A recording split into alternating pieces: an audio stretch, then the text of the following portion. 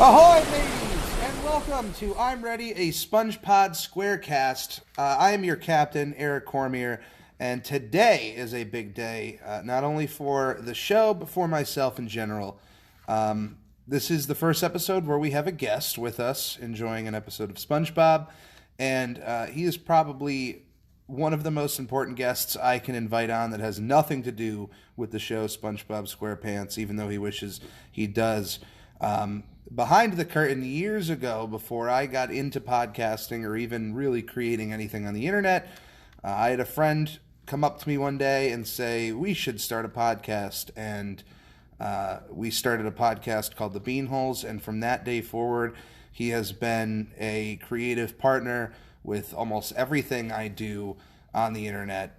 And I'm sure I am at least 1% of a help on the stuff he does on the internet. But he was also the first person I went up to with the idea of the SpongePod Squarecast years ago, and has just been a driving force for almost everything I do.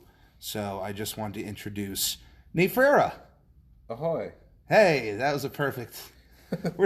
Where'd you get that idea? It's interesting how memories differ. Did I come to you and say let's start a podcast? I am certain that the podcasting.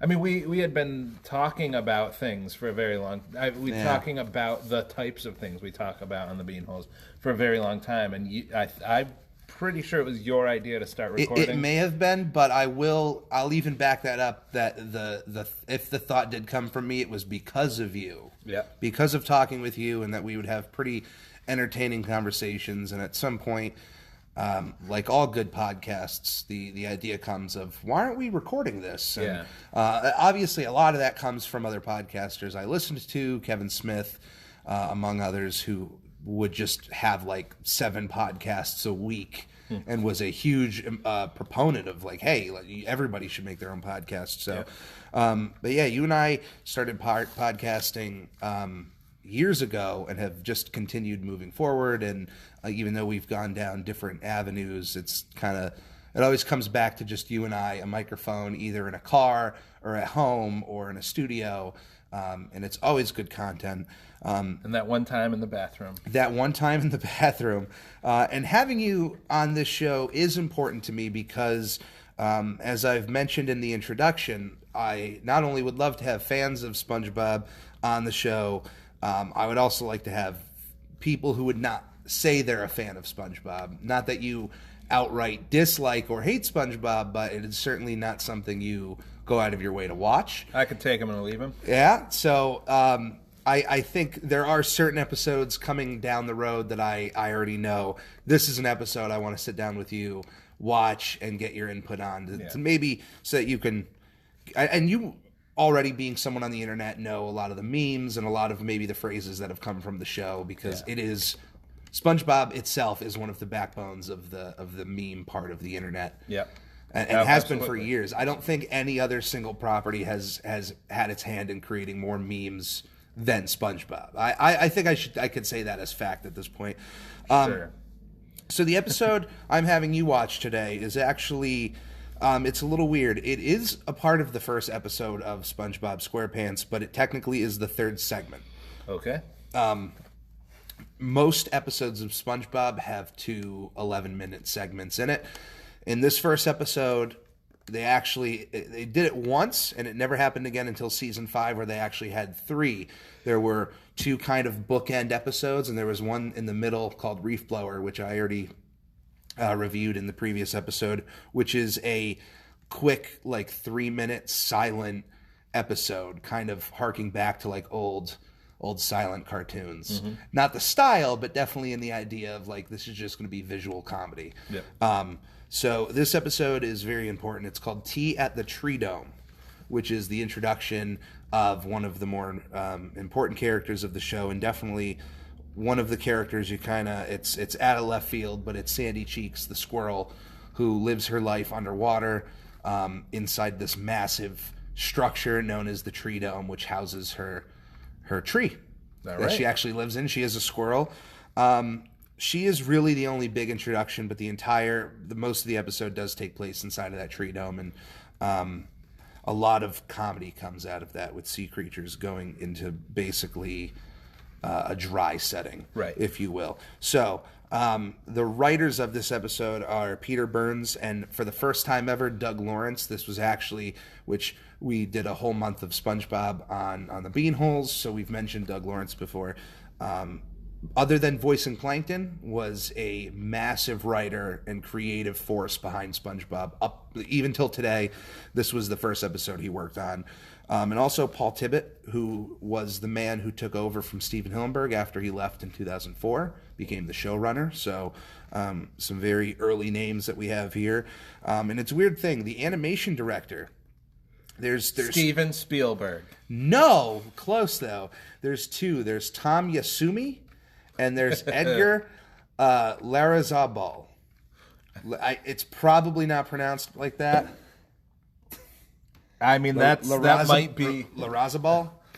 The issue is that there are two different openings to this episode where they're one edition has Tom credited as the animation director, another one has Edgar. Later reruns, like, apparently it is Tom who is the animation director, but for some reason there's just a mix-up. So depending on how you're watching this episode, you may get one name or the other in the intro there. And then also creative director is Derek Dryman, of course, who I gotta say, for somebody working on a show underwater, Dryman is one of the best last names to have. I mean, his last name could be Fish. It could be Derek Fish, even if it's spelled differently. That would be more perfect. But I always liked that. So what's going to happen now is we're going to take a bit of a pause in the recording, and we are going to watch the episode Tea at the Treedome. 2,000 years later. All right, welcome back. That was a quick ride there. We're actually going to be replaying the episode now visually, so we can maybe point out some things we liked. So that was Tea at the Treedome, Nate. Definitely, this whole first season was actually the only season where they maintained cell animation. So from I thought so. I could tell that it was. The backgrounds are very static. A lot of the characters just stopping and holding a pose for several frames, or even almost a full second at times. Yeah, season 2 onward, they went digital, and so a lot of the animation cells from season 1 are definitely high collector's items. And as we had saw, that was actually a very early design of the jellyfish. Yep. You know, SpongeBob enjoys jellyfishing, which in their world, I just want to know, how the hell did she get into a fight with a clam in the first place? I don't know. The clams, for the rest of the series, the clams are shown to be more docile. Yes, that makes sense. Yeah. So that definitely was the most aggressive one I've seen. There is a future episode with an angry clam at a zoo, but somebody stole its baby, so it has a reason to be upset.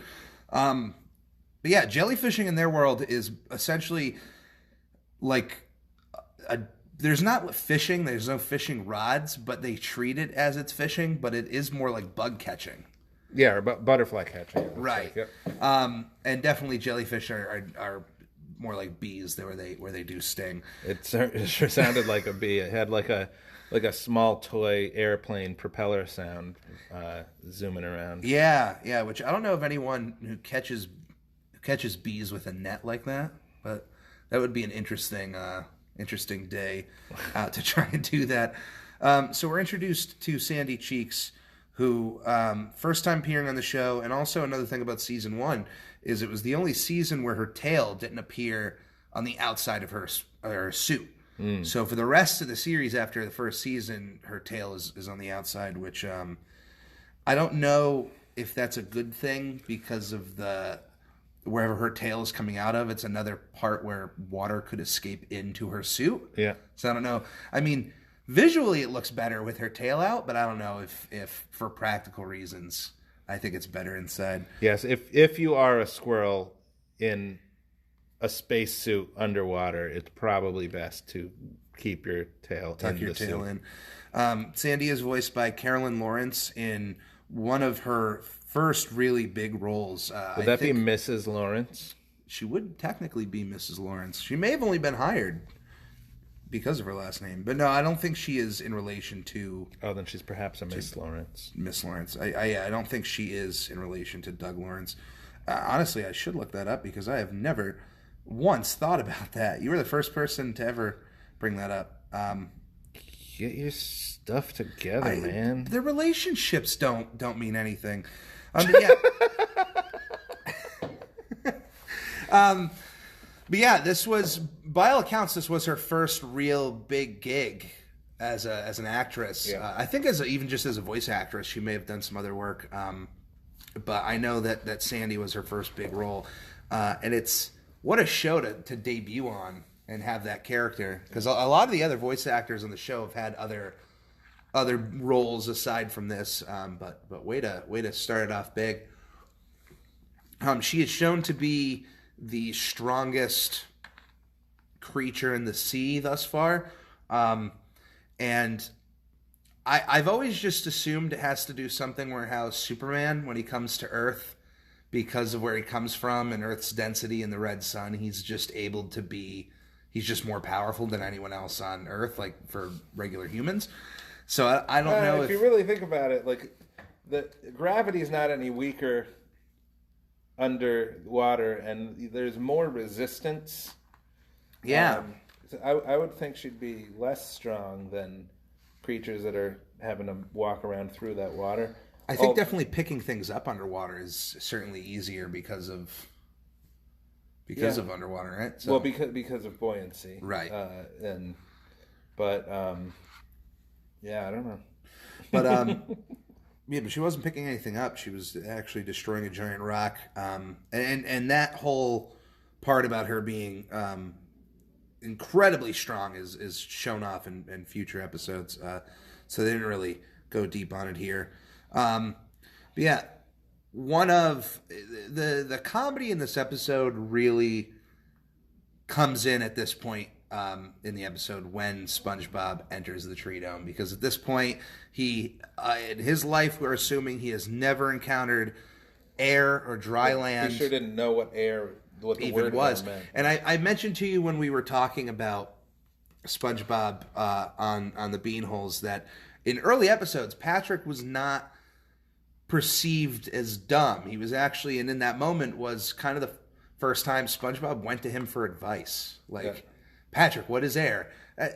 We know now later on he's just probably the dumbest creature in the sea, but at this point in the series, I think they were just making him, he certainly is still not very smart, but at least SpongeBob may have been going to him for advice for a certain extent of time until I think they just dropped that. I can't think of any other times in the first season where he goes to him for advice like that, but certainly starting out this early worked out pretty well. There were a few animation mistakes, but before we get to those, a mistake you pointed out very smartly is that later on in the episode when Sandy finds out they need water, she says the line, well, if all you needed was water, you should have just asked for it. He does. A lot of people don't catch that he does ask for water. Yep, he definitely did. And you were like, you should have listened to him.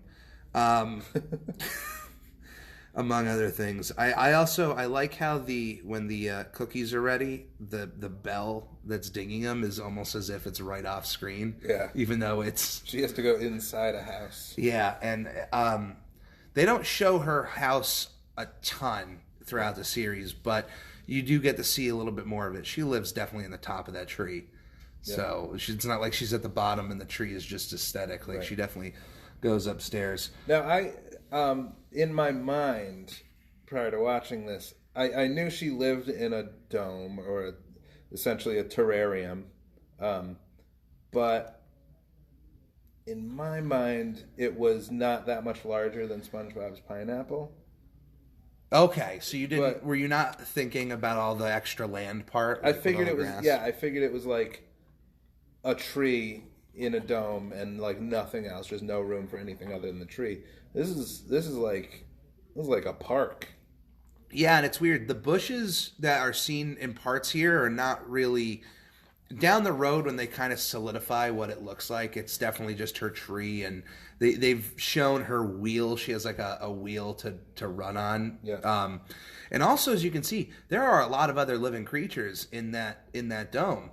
At least here, from for land creatures, you have butterflies and a bird, and that expands as the series goes on. Now, it doesn't you just will constantly see something, and at least there's an episode where you get to see her pets, where she keeps a lot of pets from on land. But to just have there's just a bird living in here. I don't know. Just one bird. Yeah, one. I don't know how it's sustaining its life. Are there worms growing out of the grass and the ground for the bird to eat, or does she just have feed that she gets from supply drops from the land? I don't know. It's questions you don't have to answer. Does she ever get a supply drop in the show? Or? Not that I know of. She does get visited by the creatures who, eventually there is an episode where you find out why she's there in the first place, but they don't bring her supplies. As far as I know, you've never seen her receive anything from up above. Yeah. She does name drop that she's from Texas, very very subtly. Yeah. Making Texas tea, which I've heard is better than regular tea, but that's just what I've heard. Don't have any facts from it. Texas tea is an expression that means oil. Gross. She was making them oil. Yeah. Well, I mean, she clearly was making tea, but Texas tea is crude oil. They say it in the Beverly Hillbillies song. Yeah, you're right. You're right. The whole thing about being fancy, which I don't know where that comes from. I know that there are things like when you're sipping tea, you're supposed to lift your pinky up. There's something of being fancy about it. I don't know where Patrick calls him. Well, I mean, putting on airs is an expression. Wait, that's an actual expression? What is that from? It's just an expression. Putting on airs is like acting like you're better than you are or better than the people around you, that kind of thing. I honestly never knew that. Well, there you go. I just thought it was something silly. This is why you're here. That is why I'm here. She was putting on airs. She was putting. And that's why he says... Yep. I love this shot where it's just an actual photograph of a kitchen sponge and a dried out starfish on AstroTurf, which more or less I imagine is what they're actually on. I can't think that they just put. I don't know. I mean, if she wants something scrubbing her carbon dioxide out so she can actually breathe some air, she probably should have some grass in addition to that tree. Yeah, and this is actually probably one of the only times that the tops of their helmets exist. Mm-hmm. Now they're. Obviously, for any story purposes, the helmets do have that top part, but literally for 95% of the series, it's just putting on a fishbowl on your head with water, and they're able to survive. I have an answer, by the way, for whether Carolyn Lawrence is related to Doug Lawrence. Did you look this up? You did. Well, right? I did look it up, and it became pretty clear, and you might be embarrassed by the answer. Is that his wife? No, not at all. Doug Lawrence, Mr. Lawrence, his last name isn't Lawrence. Okay. His middle name is Lawrence. Yeah. So, did you not know that? I never knew that, no. Oh, man! Idiot! Yeah, it's Douglas Lawrence Osowski is his name. So no, she's and they're not related. No, her Wikipedia page doesn't show any relation to any famous Lawrences. Matt Lawrence, Joey Lawrence. What's their little brother? Jimmy Lawrence. Andrew Lawrence. Or Jennifer Lawrence. Jennifer Lawrence. Yeah. None of them. The Lawrences should just still throw a party though, because they should have a Lawrence party. Yeah. You're only hosted by Mr. Osowski. Osowski. What's going on here? Well, my middle name is Lawrence, and ask anyone I work with. They call me Mr. Lawrence. I'll have the Lawrence Welk orchestra play. But yeah, how did you now?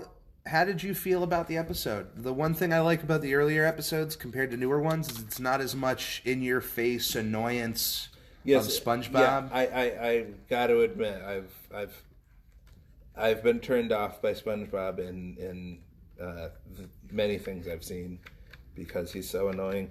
I can see why that, like, he would appeal to kids as that character, but you know, I don't throw on Blippi for my own personal enjoyment. So yeah, it's for your nephews. Yeah.